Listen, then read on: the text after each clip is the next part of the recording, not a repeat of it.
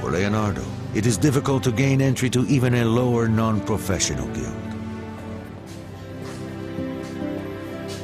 His one hope rests in his talent and the help of his father's well-placed friend. Tu devi essere Leonardo. Ti stavo aspettando. Tuo padre pensa che hai del talento. In 1468, when Leonardo is 16, his father sends him to Andrea de Verrocchio, a highly regarded Florentine artist.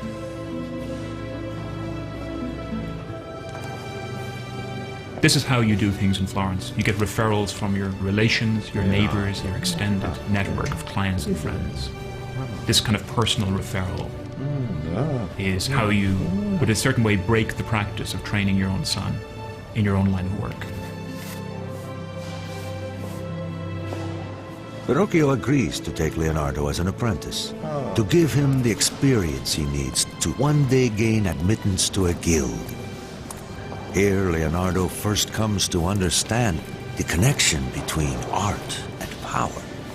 The Medici, the ruling family of Florence, often commission paintings from Verrocchio. Verrocchio was certainly the person you would think of in Florence towards the end of the 15th century. You know, if you want a painting, you go to Verrocchio. As Leonardo becomes part of the workshop, he realizes he can push beyond his social limitations. His code emerges, stronger now. If circumstances hold you back, always find another way to achieve your goals. But beyond the doors of the studio, Florence is entering a dangerous time. Even as the Medici family patriarch Piero de' Medici lay dying, enemies plot to steal control of his family's fortune. Piero, ti senti un po' meglio? Solo la morte può recarmi conforto adesso. All the wealth and prestige of the Medici could quickly come undone as plots against their very lives are quietly prepared.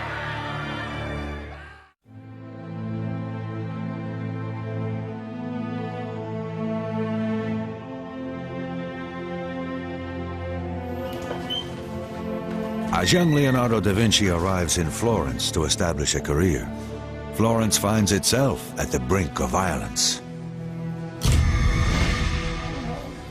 The ruling family of Florence gathers at the deathbed of the patriarch, Piero de' Medici.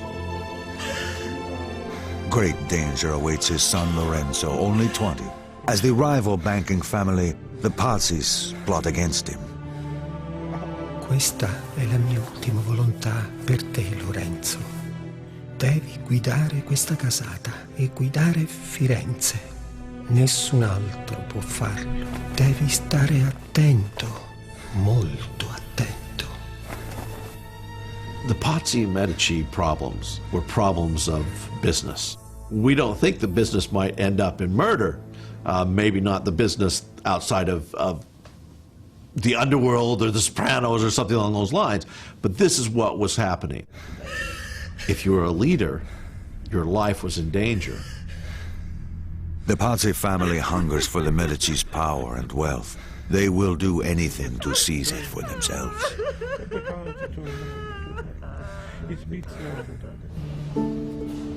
The young Leonardo is unaware of the political storms gathering around Florence. Though he will never meet them, the Medici will exert a profound influence on his young, ambitious life. In the studio, Leonardo works on, his code driving him to learn all he can, to excel beyond his teacher's expectations. His notebooks reflect the demands he makes on himself. The painter must develop all his skills, because there is no self-respect in doing one thing well and another badly. The Verrocchio workshop is active in all kinds of media, has command of technologies of different kinds. Not just painting, but painting on ceramics, marble sculpture, sculpture in bronze, other metallurgical enterprises, like the casting of cannons, the casting of bells. He joins Verrocchio at a crucial time. the maestro grapples with an incredible technological challenge. One of the things Leonardo would have seen in Verrocchio's workshop is the design and then the completion of a globe placed on top of one of the most important buildings in Florence. Saranno 2 tonnellate di rame dorato e deve essere bilanciato alla perfezione. Ma come, maestro? The construction of the 2-ton ball and the engineering required to hoist it to the top of the Duomo will rival the completion of Florence's Grand Cathedral dome itself. It will be made of copper, gilded with amalgam of mercury. You couldn't call the riggers and have them come do it for you. You had to do it all yourself from memory with the skills you had learned. So he picked up an enormous amount of not only artistic training, but practical engineering training and mechanical training, just being part of the studio. Leonardo studies the Cara Grande, or Great Hoist, which will lift heavy objects to the peak of the dome and the swiveling crane at the top. This early exposure to mechanical engineering will have great influence on his later inventions. In Verrocchio's studio, Leonardo sees how his talent might allow him to escape the limitations of his bastard origins, and he is about to have his first taste of the world he aspires to.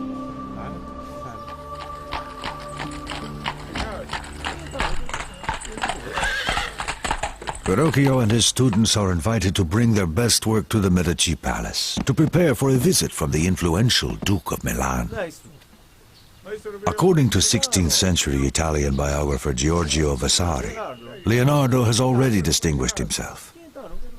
The greatest of all Verrocchio's pupils was Leonardo da Vinci, who, beside beauty and grace, had a power of intellect that whatever he turned his mind to, made himself master of. Leonardo, portalo a me!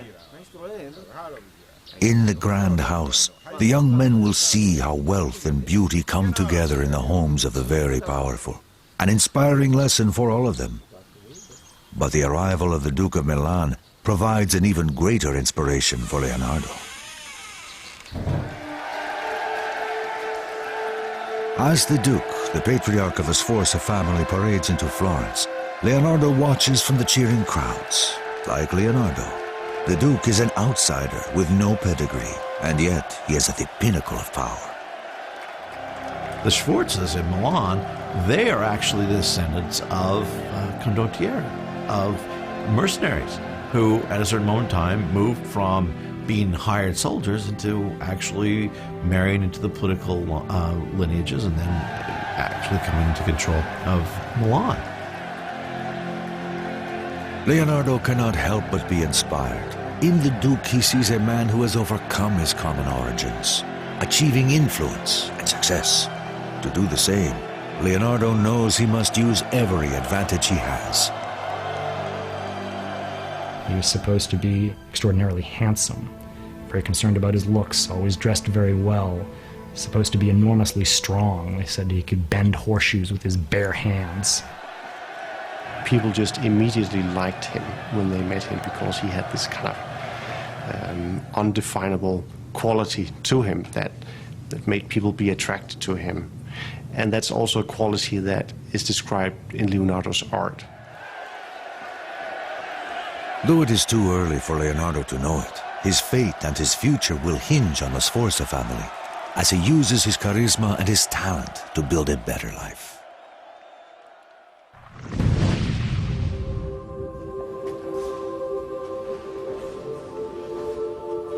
Leonardo is now 20.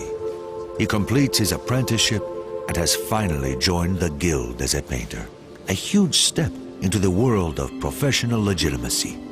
He can now seek high-level commissions on his own. But something holds him back.